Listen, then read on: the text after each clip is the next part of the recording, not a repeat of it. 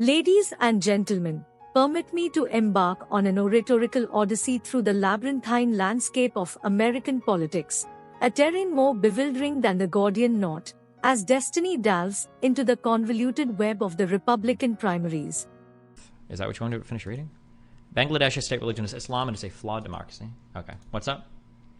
What do you say to someone when they say, Trump's better than Biden because Biden's too old and he's too sleepy? I mean, I would look at their records and I would say like an old and sleepy Biden has been a more effective leader than Trump has in every single way you can possibly measure it. So apparently that's not an important part about being a leader. Yeah, hasn't Trump said something like literally along the lines... Has Trump actually said something along the lines of like, if I get presidents back, I'm not giving it up or something like that? Yeah, Trump has a billion problems with him, but Trump is just like... He's insane.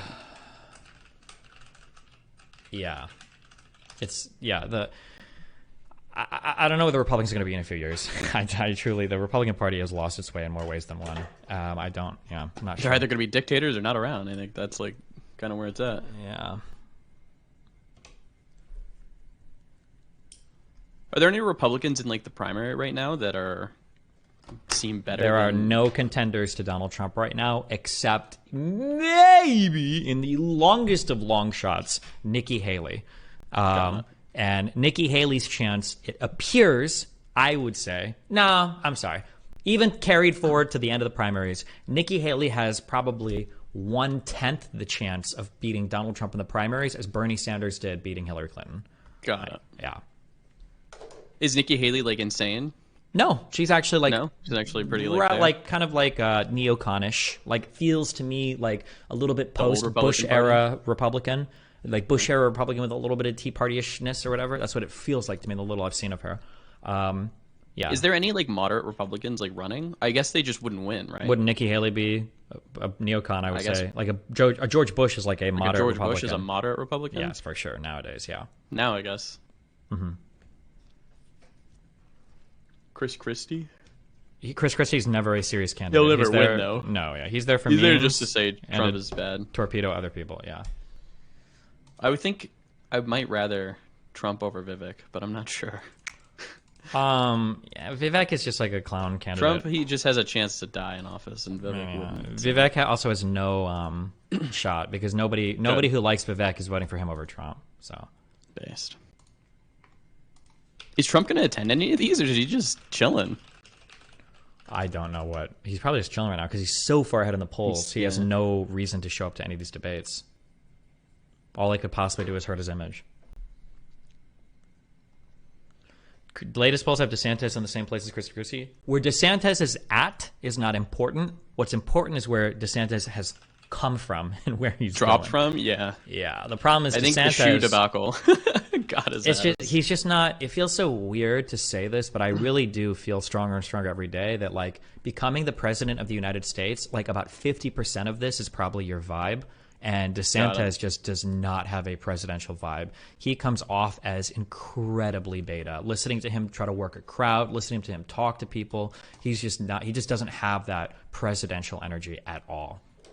Watched a little bit of the debate between him and the California governor, and the California governor was like, he seemed like he was on a run. Oh, Newsom?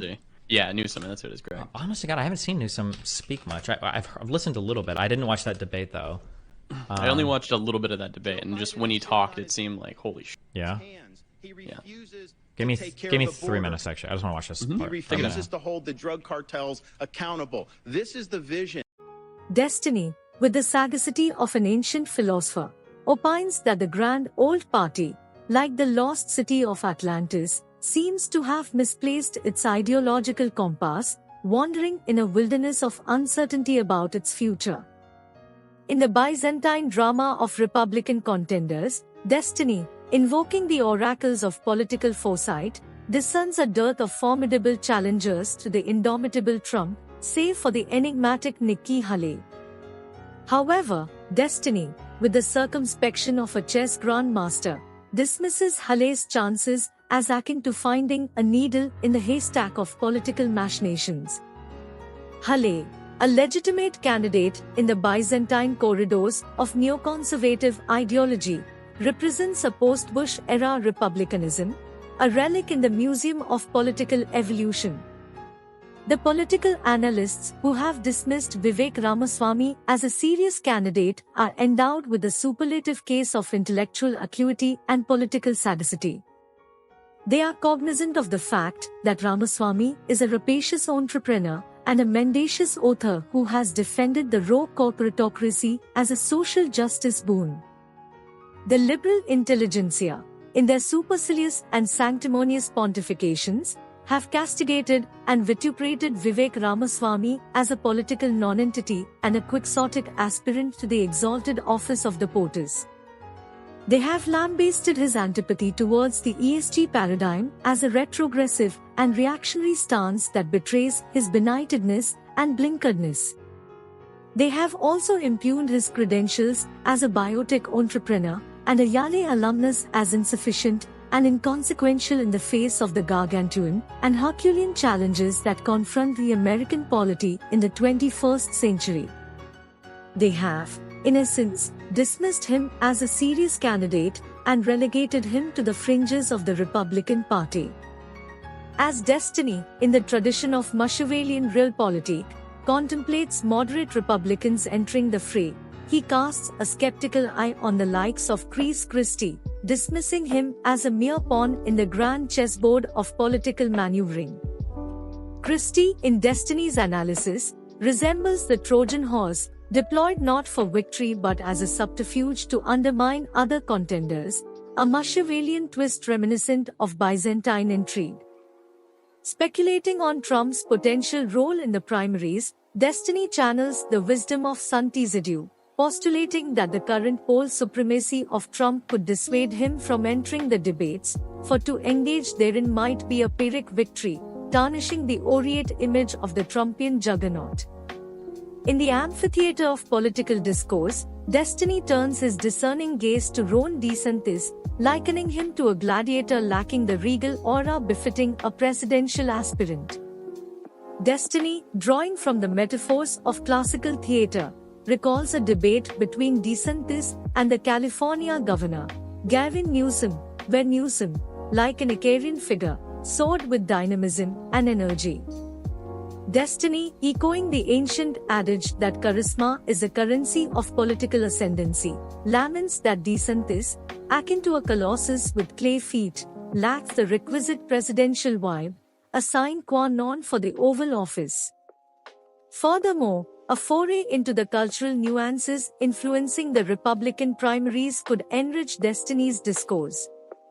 By delving into the cultural lexicon that resonates with the party's base, Destiny might unravel the symbiotic relationship between political ideology and the cultural zeitgeist.